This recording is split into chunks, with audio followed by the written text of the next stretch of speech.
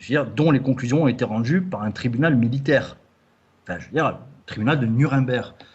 Il faut poser la question aux gens, parce que les gens sont tellement lobotomisés, ils disent non, non, c'est sûr, c'est ça qui s'est passé, il y avait des méchants contre les gentils. Non, non, non, il n'y a pas de gentils dans ces cas-là, et que des puissants qui se battent pour le pouvoir.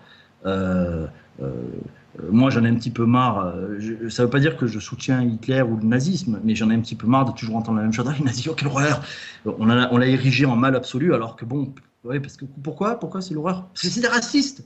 Bah, je veux dire, les racistes, je veux dire, il y avait quand même l'empire colonial britannique et français qui allait civiliser, selon Jules Ferry, les races inférieures. Non, mais c'est vrai, ce que je dis là, ils allaient civiliser les races inférieures, enfin, les races supérieures, le droit des races supérieures allait civiliser les inférieures. Je ne sais plus exactement les termes qu'il employait, mais c'est authentique ce que je dis là. Il suffit d'aller vérifier, c'est sur les sites officiels, etc. Donc ces propos-là, on peut les retrouver. Donc au nom des droits de l'homme, évidemment, hein, donc ils allaient coloniser l'empire colonial français qui était d'essence maçonnique, hein, il faut le dire, hein.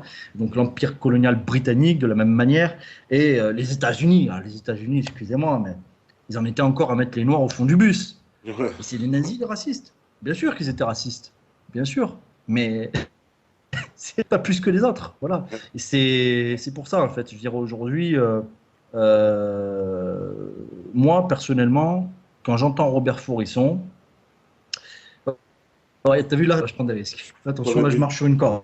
Ah, alors, sur des œufs. Donc, là, je marche ouais, sur des œufs. Non, mais quand j'entends Robert Faurisson, attention, je ne vais pas rentrer dans les détails, dans l'argumentaire, mais quand je l'entends parler, je me dis, ok, ça va, ouais, c'est vrai que ses arguments sont quand même convaincants. Maintenant, qu'est-ce qu'on a en face? Antisémite! Ah oui, non, là, c'est moins convaincant tout de suite. Là, tu es dans l'émotionnel, t'es plus très rationnel, mec. Donc, qu'on me sorte des arguments qui contredisent point par point Faurisson, et là, je pourrais dire, ok, Faurisson se trompe, salope. Mais pour le moment, j'ai envie de dire Faurisson. Non, non, je vais pas le dire. Parce que si je le dis. Voilà. Non, mais bon, voilà. Bref, voilà. Je pense que pour revenir au nazisme, on a le droit de parler du nazisme Ah, le ou je sais nazisme, pas, il y a ça, des t'as le lois, droit. courant des lois. Mais bon, voilà. J'estime qu'il faut relativiser un petit peu le truc, que l'histoire a toujours été écrite par les vainqueurs. Hein, c'est ce que dit Dieudonné dans son spectacle. Je suis pas le seul à le dire, évidemment, mais bon, voilà, il a popularisé cette expression-là. L'histoire est écrite par les vainqueurs. Et les vainqueurs sont ceux qui aujourd'hui pratiquent les nouvelles guerres coloniales en Libye, en Afghanistan, Centrafrique, là aujourd'hui, Mali, Syrie, oui, parce qu'ils aident avec toute leur logistique, comme ça, les terroristes, comme les nomme Hugo Chavez, comme les nommé le feu Hugo Chavez. Donc voilà, aujourd'hui, moi, je préfère m'intéresser, c'est ce que j'expliquais justement aux personnes qui étaient devant moi à la mairie, je préfère m'intéresser, je me sens beaucoup plus concerné en tout cas, par les guerres commises en mon nom aujourd'hui, que les guerres, enfin, que la guerre d'il y a 70 ans où j'étais pas né, mes parents n'étaient pas nés. Enfin voilà, aujourd'hui on commet des guerres, on bombarde des enfants, des écoles, des hôpitaux pour des raisons stratégiques, mon cul. Voilà, et tout ça en mon nom, avec l'argent de nos impôts. Voilà, donc je leur ai balancé ça. Évidemment, ils ont baissé le regard parce qu'ils savaient que je disais la vérité.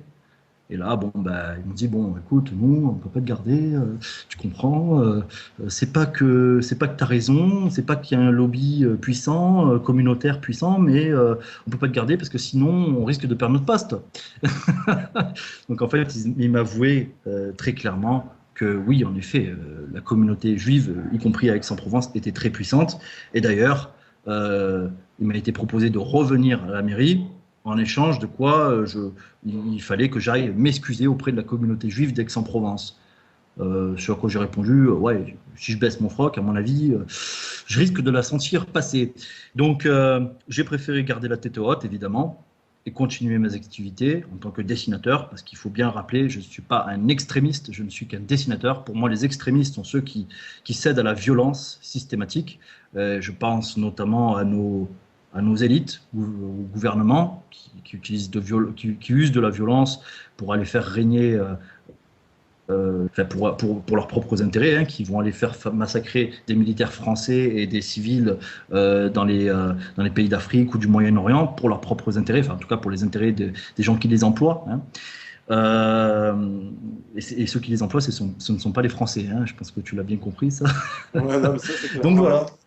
Voilà. Donc voilà, tout cet argumentaire-là, face à cet argumentaire-là, je veux dire, qu'est-ce qu'ils pouvaient. Enfin, j'avais des francs-maçons qui savaient très bien de quoi je parlais.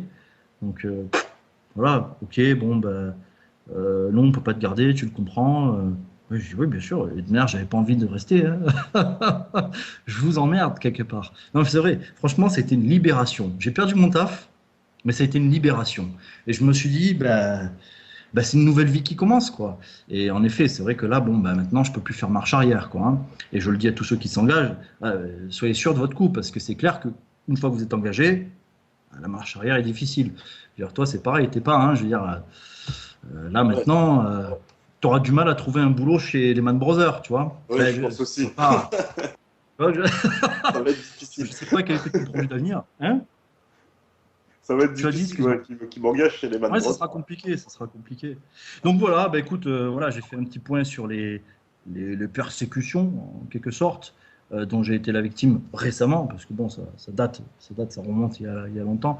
Juste une petite anecdote quand même assez rigolote. J'en avais déjà fait mention lors d'une vidéo avec Dieudonné, mais j'aime bien la rappeler Ouais. parce qu'elle est quand même symptomatique. Euh, c'est quand j'étais au commissariat d'Aix-en-Provence justement pour déposer plainte contre Grégory Shelley qui avait appelé ouvertement à mon meurtre, quoi, hein, clairement, et qui faisait en sorte que ses partisans m'appellent pour faire de même.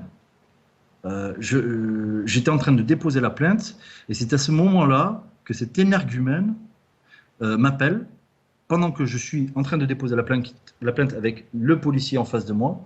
Je mets le haut-parleur. Et c'est là qu'il me balance. Ouais, Noël, on sait que tu habites à Belcoden. On va venir te chercher. Tu vas bientôt, je sais plus, on va te sodomiser. Enfin, ils ont un rapport à la sodomie très particulier. Hein. J'ai remarqué qu'ils adorent ça. Et donc, en fait, le policier prend le téléphone et fait oui, bon, ça suffit maintenant. Je suis ici le commissariat d'Aix-en-Provence. Veuillez décliner votre identité. Et il lui répond au policier. Écoute-moi bien, police de mes couilles, on sait où Noël habite, vous allez bientôt venir ramasser les morceaux. Il lui dit un truc comme ça. Donc le flic fait ah, intéressant. Hop, il raccroche. Enfin, c'est l'autre énergumène qui raccroche. Et là, bon, ben, il note dans sa plainte tout ce qu'il a entendu, évidemment. Et le policier, de son propre aveu, m'a dit bon, ben, là, c'est quand même du sérieux. C'est vrai que, bon, là, en plus, le mec, il a pendant le dépôt pour te menacer de mort alors qu'il sait en plus que je suis de la police, c'est quand même grave. Et il m'a dit bon, on va essayer de faire monter la plainte assez rapidement, quoi. Donc elle est vite partie au parquet a priori. Et puis finalement, a priori, le parquet a préféré le mettre sous le tapis. Donc voilà, les plaintes n'aboutissent pas, rien n'aboutit. Donc l'état de droit, laissez-moi rire, quoi. Laissez-moi rire.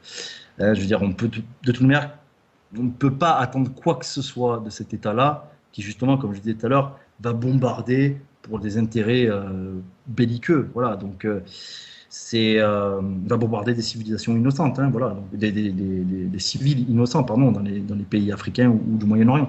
Donc on ne peut rien attendre d'eux, quoi. Et puis je pense que Salim a dû vous parler de cette élite aussi pédophile, hein, je veux dire, en tout cas, ils sont tous complices, quoi, je veux dire, puisque je ne sais pas s'ils sont tous pédophiles, mais en tout cas, ils sont tous complices, parce que quand on a des ministres comme Frédéric Mitterrand, qui se revendiquent, enfin, je veux dire, pédophile, là, dans ses livres, il le dit, oh, ces jeunes garçons de 14 ans, avec la bave aux lèvres, non, ces jeunes garçons comme ça, là, en Thaïlande, ces petits boxeurs, non, mais le mec, il est ministre.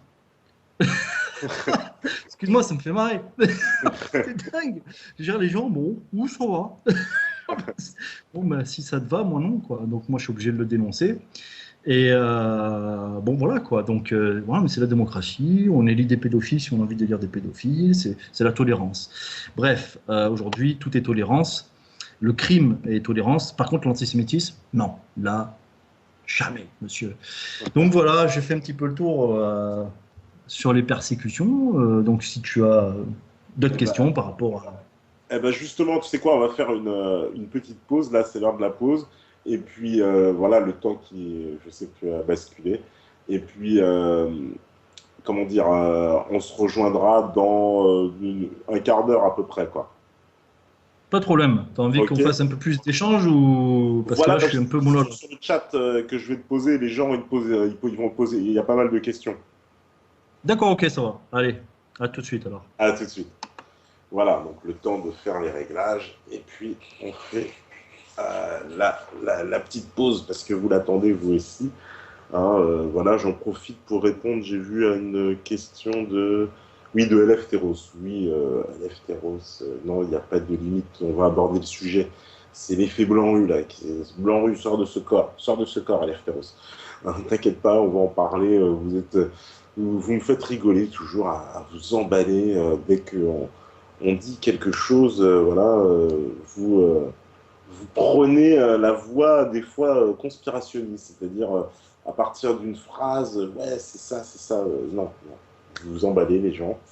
Donc, Eleftheros, oui, on abordera ces sujets-là et on l'a déjà abordé parce que, comme quoi, tu vois, tu ne suis pas toutes les émissions parce qu'il y a eu une journée reportage consacrée exclusivement à ce sujet-là. Je peux te dire qu'elle avait même duré quasiment 48 heures. On peut dire que c'est 2 jours. Donc, voilà. Donc, on me dit que c'est prêt pour la pause. Donc, on fait la pause et on revient juste après. Voilà. Voilà, donc de retour sur la libre antenne. On sera avec Jules Corbeau dans quelques instants. Le temps de faire les réglages comme d'habitude. Et puis, en attendant, j'ai lu vos questions. Voilà, je rappelle, je parle encore du bêta-tour. J'en profite comme ça, au passage, hein, on va dire de façon subliminale. Hein, voilà, comme je le disais, si vous avez donc des suggestions, si vous avez des endroits où on peut passer, si vous avez, allez sur la page et n'hésitez pas donc à nous laisser dans la rubrique commentaires, voilà, les adresses, les noms, les suggestions. On nous a parlé de pas mal d'endroits en plus où on risque d'aller justement. Voilà, vous voyez, tous les gens qui nous ont écrit, voilà, j'ai bien reçu certaines demandes et on vous en fera part de toute façon bientôt. Voilà, donc on va retourner avec Jo qui va être avec nous. Je vais remettre le son. Allô Jo, tu nous entends? Oui, je vous entends. Et vous? Ah, super, ok. Voilà, il y a pas mal de questions, hein, t'imagines bien, hein, sur le chat. Il y en a une en particulier, on me demande justement ton rapprochement avec Germain Guerre. On me dit, oui, il me semble que c'est un criminel avec un certain sens de l'humour. N'essaie-t-il pas de récupérer le mouvement dissident? Non, mais Germain Gaff n'a pas de grosses responsabilités, vous imaginez bien, en prison. Non, récupérer le mouvement dissident depuis une prison, c'est compliqué. Disons que Germain Gaff croit en la rédemption par l'humour. Donc aujourd'hui, c'est vrai qu'il a décidé d'en glisser quelques-unes, à droite, à gauche. Et c'est vrai que bon, je suis régulièrement en contact avec lui et on s'est lié, on va dire, oui, d'amitié, quoi. C'est quelqu'un de très instruit, c'est quelqu'un qui a son doctorat en droit, qui a passé son doctorat en droit en prison. Donc c'est quelqu'un qui, c'est pas n'importe qui, quoi. Hein. Alors c'est vrai, oui, en effet, il a commis un meurtre. C'est un meurtre passionnel, quoi. C'est un meurtre qui, je crois savoir que c'était par rapport à l'associé de son père qui avait arnaqué son père. Et bon, il a décidé à un moment donné, de se venger, plus ou moins, quoi. Hein, la loi du talion.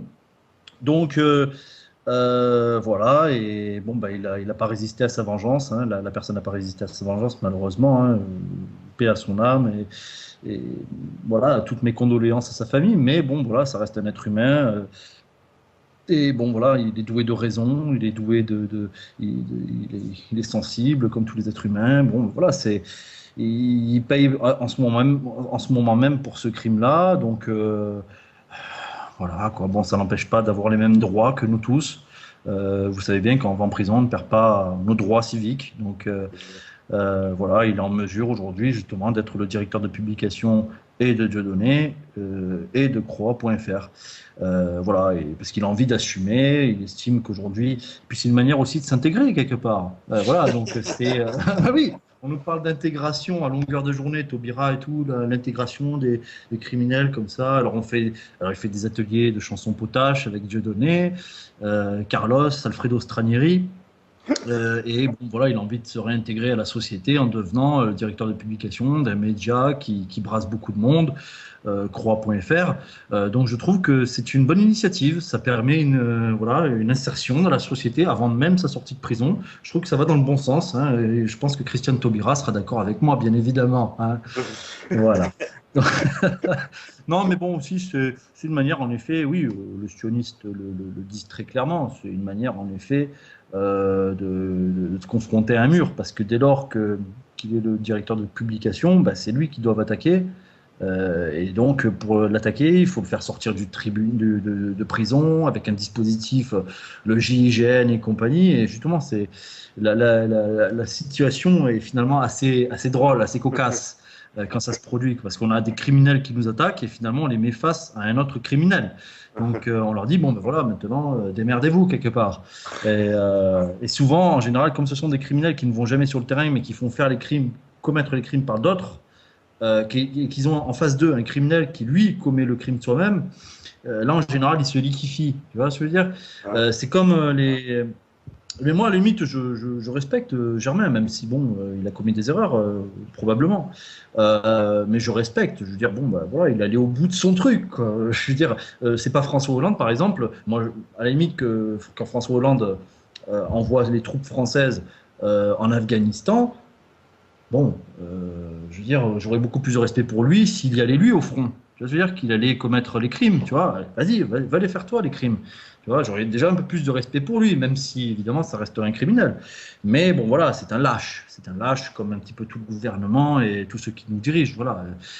Germain Gueff, bon, ben, il a fait ce qu'il a fait, mais pour moi, en tant que directeur de publication, je lui dois le respect, quoi. Voilà, c'est mon directeur de publication, qu'est-ce que vous voulez, c'est comme ça. Donc, donc j'espère, d'ailleurs, c'est ce que je vais souligner à Jean-Claude Elfassi. Hein. Je lui dis, écoute Jean-Claude, moi je ne suis pas responsable de ce qui se passe sur Croix.fr. Hein. Je veux dire, je suis simplement le représentant. Voilà, je suis un porte-parole en quelque sorte. Mais Croix.fr, bon, bah, c'est Germain Gueff. Hein. Voilà, c'est donc lui que tu vas devoir faire venir. Et bon, c'est vrai que Germain Gueff, en général, est assez débridé quand il est au tribunal. Je me souviens d'une scène qu'il m'a racontée. C'est dommage qu'on ne puisse pas filmer dans les tribunaux parce qu'il y a des choses extraordinaires qui s'y passent. D'ailleurs, j'en profite ici pour vous inviter à venir le jeudi 18 juin à 11 heures précises, parce que c'est une assignation en référé de Jean-Claude Elfassi, c'est Elfassi qui m'attaque. Je vous invite tous à me rejoindre le 18 juin à 11 heures précises. Il y aura Dieudonné, Maître François d'Anglean, Maître Quenellier, je dirais même. D'accord. Ouais. François d'Anglean. Il y aura évidemment tout le gratin évidemment hein, de l'humour et Jean-Claude Elfassi évidemment comme matière à rire. Donc je pense qu'il y a moyen de bien rigoler, surtout que bon voilà, on va aborder le sujet de Germain Gueff puisqu'il est le directeur de publication. Donc je ne comprends pas pourquoi je suis attaqué. Enfin bref, voilà, je pense que face aux menteurs, il faut pouvoir à un moment donné, enfin, il n'y a pas de respect et de vérité à leur transmettre. Enfin, on leur doit pas le respect et la vérité, quoi. Voilà, on leur doit rien à ces gens-là. Voilà. Donc, qu'ils aillent se faire. Ça à quelle heure pour les... Alors, c'est jeudi 18 juin à 11 h. Alors, je précise que il est possible que la date soit reportée. Donc, j'en informerai évidemment les gens dans le cas où la date serait reportée. Mais pour l'instant, je suis prévu donc ce jeudi 18 juin à 11 h pétantes. Voilà, donc vous êtes invités. Meta TV évidemment est invité à venir relater l'événement. Ouais. Voilà, ça peut être très drôle. Et puis, je pense qu'il ne faut pas hésiter. Nous sommes des médias alternatifs. Nous aurons aussi notre équipe sur place, notre équipe vidéo, avec des caméras. Je pense qu'il ne faut pas hésiter à aller interviewer Jean-Claude Elfassi et lui poser des questions, des bonnes questions. Alors, Jean-Claude, tu vois, faut y aller, quoi. Je pense qu'il faut. En fait, c'est comme ça qu'on obtient vraiment de belles images. Quand on pose des bonnes questions aux gens qui nous dirigent. Quand l'agence Info Libre est allée interroger Kouchner sur Oui. voilà, sur les trafics d'organes, c'était extraordinaire et on voit leur réaction, ils se liquifient d'un coup face à la vérité, ils savent plus quoi faire, ils regardent à droite, ils regardent à gauche, qu'est-ce qui se passe, qu'est-ce que je dois faire, ils s'asphyxient, ils sont en apnée, ils savent plus quoi faire. Donc c'est ces situations là qui sont exceptionnelles, voilà, des situations qu'on ne retrouvera jamais à la télévision. Je dirais, c'est toujours consensuel, ouais, ils leur posent des questions, limite ils leur lèchent le cul. Donc non, voilà, nous il faut vraiment qu'on se démarque et qu'on aille au-devant de ces gens-là. Jean-Claude Elfassi est une imposture, quoi. Il se prétend journaliste, quoi. Je veux dire, le mec, c'est quelqu'un qui se poste devant des maisons de stars pour les prendre en photo à poil quand ils se baignent au bord de la piscine, quoi. Enfin, quand ils se baignent, quand ils font bronzette au bord de la piscine. Je veux dire, il n'y a pas plus bas, quoi. En termes journalistiques. Je veux dire, bon, il y a le journaliste sportif, c'est vrai qu'il n'est pas haut, mais je veux dire, lui, c'est encore tout bas, quoi. D'ailleurs, à propos de sport, je crois que c'est France-Brésil. Ouais. Non, c'est pas France-Brésil, pardon, le Brésil-Croatie, je crois que c'est la Coupe du Monde ce soir. Ouais, c'est vrai, ouais, c'est vrai qu'on calcule pas trop, nous, la Coupe du Monde, c'est trop mondialiste, mais... Ah, bah, justement, j'allais dire, merde, vu que je suis là, ils doivent perdre des téléspectateurs, non, TF1? Non, mais il va falloir, en effet, je rebondis là-dessus, que les gens s'émancipent aussi de ces jeux, de ce divertissement qui est justement là pour nous faire penser à autre chose. D'ailleurs, je pense très sincèrement qu'ils vont instrumentaliser. euh, ah, excusez-moi. Voilà. Je pense très sincèrement qu'ils vont instrumentaliser un éventuel beau parcours de l'équipe de France pour regagner en popularité. On va voir François Hollande, tout le gouvernement se pavaner auprès des sportifs, vont utiliser l'image et l'aura des sportifs pour regagner en popularité, comme l'avait fait Jacques Chirac en 1998. Quoi. Voilà, ça l'avait rendu très sympathique auprès des Français. Et j'ai peur qu'un beau parcours de l'équipe de France soit instrumentalisé de la sorte et qu'il nous parle plus que de ça pour pas parler d'autre chose, quoi, hein. Là, par exemple, ce qu'ils sont en train de faire, le redécoupage des régions, ça s'inscrit dans le projet du nouvel ordre mondial, diviser évidemment les nations, les détruire, quoi, hein, en les régionalisant, tout simplement régionaliser l'Europe. Et ils veulent détruire les nations, ça c'est le projet, évidemment, on le sait, je pense que Pierre Hillard qui en parle très très bien. Et la régionalisation, voilà, on entame un nouveau processus, alors même qu'aujourd'hui, je pense que les Français sont majoritairement en défaveur justement de cette Europe, qui sont bien localisés comme étant un facteur de l'appauvrissement du pays, quoi, voilà, et du chômage, de la délocalisation, etc. Donc les gens commencent un petit peu à le localiser comme étant un problème. Enfin, cette Union européenne, hein, dont la Banque centrale européenne est dirigée par un ancien de la Goldman Sachs. Voilà. Donc voilà, l'usure, toujours l'usure. Voilà, je pense qu'il faut un petit peu que les gens se détachent du football, qu'ils aient moins de passion. Moi-même, en tant que sudiste, je suis du sud-est de la France, du côté de Marseille. Je pense que ça s'est entendu un petit peu à mon accent. J'ai été un fervent supporter de l'Olympique de Marseille. Hein, j'allais même au stade, j'étais abonné. Allez, je sautais, allez, Paris, on t'encule. Enfin bref. Ouais, non, Comme ça, voilà. tu fais plein d'habits au passage. Ouais, voilà.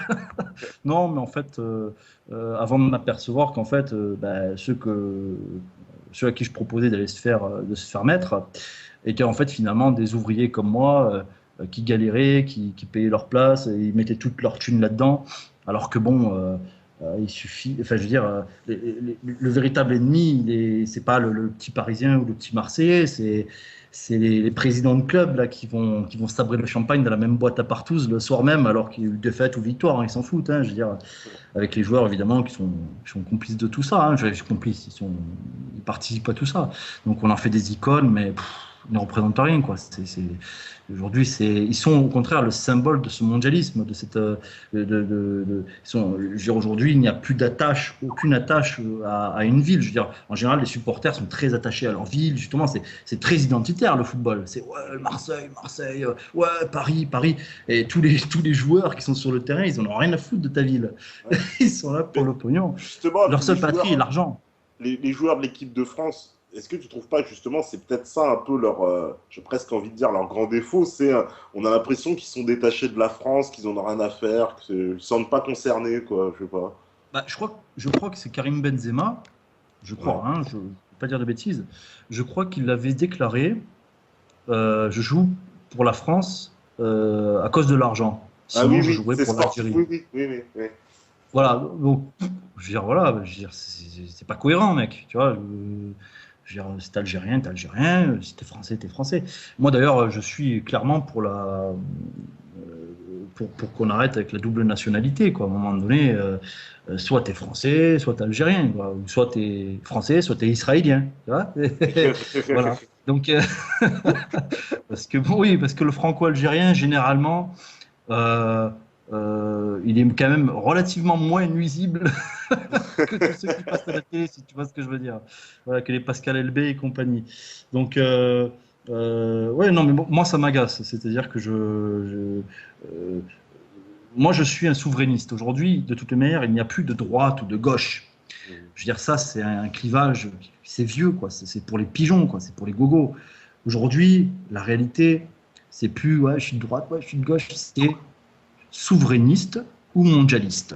Voilà. Soit tu es souverainiste et tu estimes qu'on arrivera à sortir de ce marasme social et économique en ayant un retour, en une prise de contrôle de nos frontières, de notre économie, etc., de nos entreprises.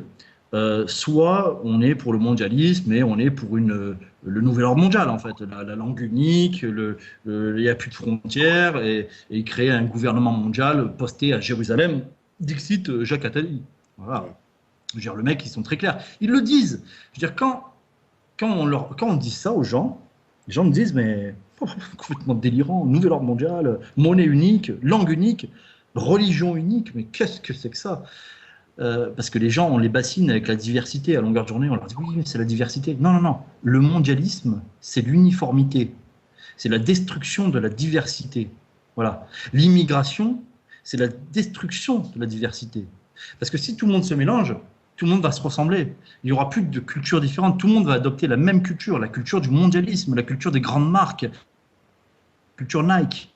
Voilà, c'est ça le mondialisme, c'est ça le nouvel ordre mondial. La destruction des cultures, la destruction de la diversité. Donc en fait, quand il nous parle de diversité, c'est un abus de langage. Je suis pour la diversité. Et être pour la diversité, c'est être pour l'autonomie des nations à travers le monde, évidemment. Ça ne veut pas dire qu'on se croit supérieur à une autre nation. Ça veut dire qu'on estime que, voilà, par exemple, voilà, j'entendais la dernière fois dire, oui, le nationalisme, c'est le racisme. Je leur disais, parce qu'en général, les gens qui disent ça sont souvent orientés à l'extrême gauche. Je pense à Michel Collomb, à Jean Bricmont, etc. Je leur dis, alors, bon, la nationalisation du pétrole au Venezuela par Hugo Chavez, c'est quoi? Ça veut dire qu'il considère que son pétrole est meilleur que celui des autres? Tu vois, c'est du racisme pétrolier? Non, voilà. Non, c'est un retour à la souveraineté, c'est-à-dire que le peuple récupère ses richesses. Voilà, les richesses reviennent au peuple et pas à des lobbies extranationaux. Voilà. Donc, je pense que la solution, elle est là dans un premier temps. Déjà, un retour urgent aux frontières, à la maîtrise de nos frontières, à la maîtrise de notre économie, la maîtrise de nos grosses entreprises stratégiques. Enfin, voilà. Je pense que ça passe par là. Je ne sais pas après quel est le système idéal. Je ne sais pas. J'entends à droite, à gauche, des gens qui proposent des choses. Voilà, j'entends des royalistes, j'entends des anarchistes, j'entends vraiment plein de personnes qui proposent des choses. Étienne Chouard qui propose le tirage au sort, par exemple. Euh, tout ça me paraît intéressant. Hein. Je pense que c'est des gens de bonne foi, tous. Après, je ne sais pas ce qui marcherait le mieux. Une chose est sûre, c'est que le système actuel ne fonctionne pas. Le système actuel est basé que sur l'argent. Il n'y a plus aucune spiritualité, plus aucune morale. Et selon moi, sans morale, bon, ben, la société va à sa perte, quoi, tout simplement. Notre civilisation va à sa perte. Sans morale, ben, c'est la barbarie, quoi. C'est je te tue. La vie n'a plus aucune valeur. Et c'est exactement ce qui est en train de se passer. Quand ils spéculent sur les matières premières, etc., bon, ben, ils se foutent de savoir que, même, ils le savent très bien, ça va faire des millions de morts en Afrique, des centaines de millions quand ils spéculaient là, sur les matières premières. Voilà, donc ils en ont rien à foutre de tout ça. Voilà, ils n'ont aucune morale. Leur seul dieu, c'est l'argent, c'est Mammon. Voilà, c'est mammonique, c'est satanique, diraient les croyants, donc les religieux, quoi, les dogmatiques. Voilà, donc je pense un petit peu avoir répondu, même plus que répondu à ta question. On nous demande aussi, alors il y a des questions là, voilà. On me demande, est-ce que tu ne penses pas que la dissidence reste un peu bloquée dans la réinformation? Et bon, si je fais une compilation de plusieurs questions, on se dit, oui, est-ce qu'il ne faudrait pas passer en fait à une autre étape, essayer comment dire, d'avoir une action encore complémentaire à cette réinformation, quoi.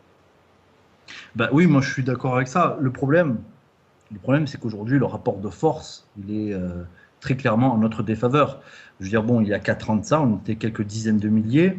Là, on commence à atteindre le million. Voilà. Je veux dire, il y a 60 millions de personnes en France. Je veux dire, la majorité des gens restent dans l'ignorance, encore et encore. Et ils ne souhaitent pas s'intéresser. Les millions de personnes ne sont pas devant Meta TV ce soir. Ils sont devant le match de foot.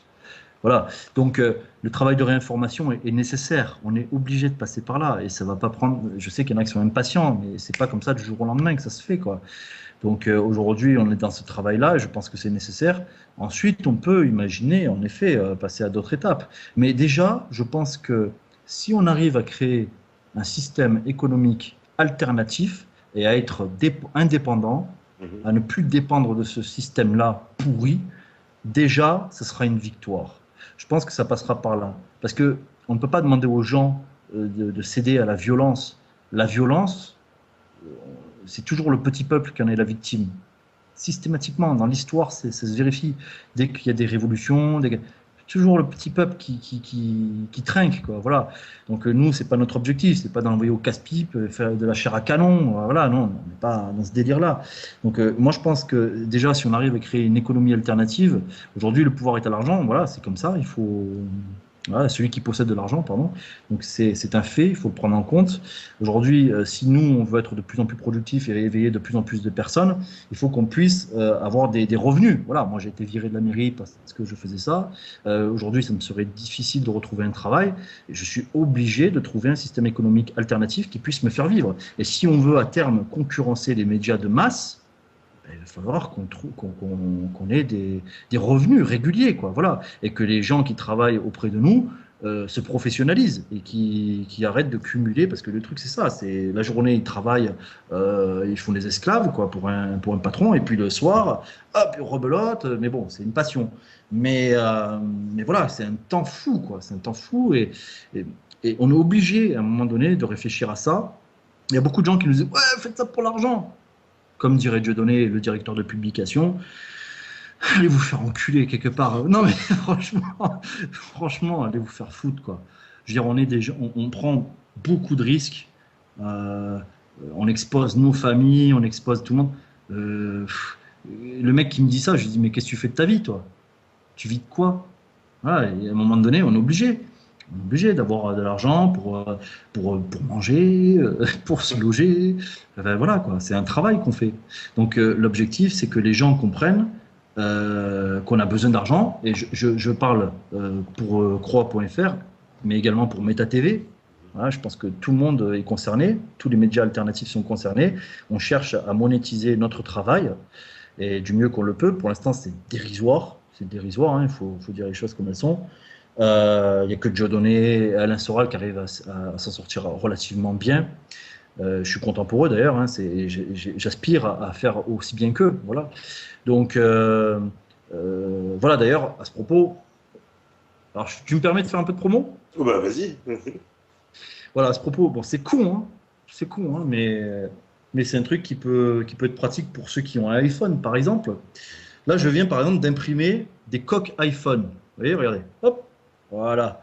Des coques iPhone, donc avec le logo iPhone détourné, évidemment, Ah, joli. et, et le nom, évidemment, iNanas. Nana, c'est Alors, bon, joli. évidemment, il est mentionné que le téléphone provoque le cancer, hein, évidemment, pour ceux qui ne le savaient pas encore. Donc, oui, un téléphone une coque de téléphone d'une très belle facture que, évidemment, vous pouvez retrouver sur la boutique Quenelle de Croa.fr. Voilà, bon, c'est par exemple, voilà, c'est un accessoire, c'est dérisoire, mais si vous avez un iPhone, vous êtes déjà dans le système, comme moi, et autant protéger du mieux que vous pouvez votre téléphone qui vous aura coûté quand même plusieurs jours de travail. Donc, voilà, je vous propose ce projet-là. En même temps, je propose aussi j'ai une librairie dans laquelle je propose des lectures, je pense, qui sont très intéressantes, que vous pouvez, bon, qui sont vendues aussi ailleurs, hein, évidemment, mais voilà, c'est une librairie où je vends du Salim Leiby, je vais vendre bientôt du Pierre Hillard, du Kémy Seba, etc., etc. Donc, vous allez retrouver un petit peu tous les auteurs à succès de notre temps. Et je pense qu'il y a des livres très intéressants qui sont à découvrir pour ceux qui ne les connaissent pas encore. Donc, je vous invite aussi également à commander sur la boutique Quenelle de Croix.fr ces livres, ces posters également aussi, qui sont mes visuels. Ça permet, en affichant chez vous des posters, de provoquer aussi un petit peu le débat, puisque c'est jamais des produits anodins que je vends. Voilà, c'est des produits quand même qui sont censés justement éveiller un petit peu la curiosité et éventuellement même le débat. Voilà. Et c'est ce qui va permettre d'éveiller un maximum de personnes aussi. Voilà, c'est un outil qui va vous permettre d'éveiller les gens, tout simplement. Donc, bon, c'est ce que nous proposons pour le moment. C'est vrai que ça reste dérisoire pour créer un système économique qui soit alternatif et qui puisse concurrencer ce système-là actuellement, ce système médiatique. On espère développer tout ça. On a des projets qui arrivent, on a des Ouais. projets. Et bon, on n'en parlera pas ici parce que je pense que, mais vous êtes un petit peu au courant, je pense, mais voilà, on ne va pas le dévoiler publiquement, tous ces projets-là. Des projets arrivent et qui, on l'espère, vont justement éveiller le plus de gens sur ce qui se passe et le plus de gens possible. Et voilà, évidemment, on compte sur tous ceux qui sont auditeurs et qui n'ont pas l'énergie ou le temps de s'investir. Voilà. Quant aux autres, eh ben, on leur propose tout simplement, ben, nous, par exemple, sur croix.fr, on leur dit, voilà, ben, vous pouvez nous proposer un article d'actualité, par exemple. Voilà, vous avez un bouton vert quand vous arrivez sur le site, en haut à droite du site, juste en dessous de la bannière, proposer un article. Voilà. Donc, si vous avez quelque chose à dire, si vous pensez faire mieux que moi, par exemple, il y en a plein qui disent, ouais, Joe Le Corbeau, ce que tu fais, c'est de la merde, je fais mieux. Ben, vas-y, fais-toi plaisir. Non, mais tu vois, on a affaire souvent à des gens comme ça. Eh ben, je te propose, regarde une plateforme que j'ai créée il y a déjà un moment, qui commence à prendre un petit peu d'ampleur. Donc, je te propose même un audimat, quoi, que tu n'aurais pas eu autrement. Je te propose un public que tu n'aurais pas eu autrement. Voilà. Donc, maintenant, fais ton article, écris sur l'actualité, essaye d'intéresser les gens et puis essaye d'éveiller surtout les gens. Donc, propose ton article. Je parle à vous, public. Je parle à toi, public, comme dirait Franck Dubosc. Voilà, donc propose tes articles et nous les prendrons, nous les lirons. S'ils sont dignes d'intérêt, nous les relayerons évidemment. Donc voilà, c'est un système un petit peu participatif. Donc n'hésitez pas à devenir acteur et à arrêter de subir ce système qui nous oppresse. Voilà. Donc je vous invite tous à participer. Sinon, pour les autres, ben, participez d'une autre manière, soit en aidant MetaTV par un don pour leur Métatour, par exemple. C'est un projet concret. Voilà. Non, mais bien sûr, c'est un projet concret, c'est bien. D'ailleurs, vous passez dans le sud, c'est ça, à Cannes, Ouais, on j'ai va cru passer vers comprendre. 4. Ouais. D'accord, ok. Ben moi, je suis de Marseille, donc j'espère Ah, bah, que tu on seras sera vers pas très là-bas. loin. Ouais. Ah, ouais, on sera pas très loin. Cannes, c'est pas tout à fait à côté, hein. Vous comptez pas passer à Marseille? Bah, tu sais qu'on avait prévu une étape marseillaise, mais qu'on a dû enlever.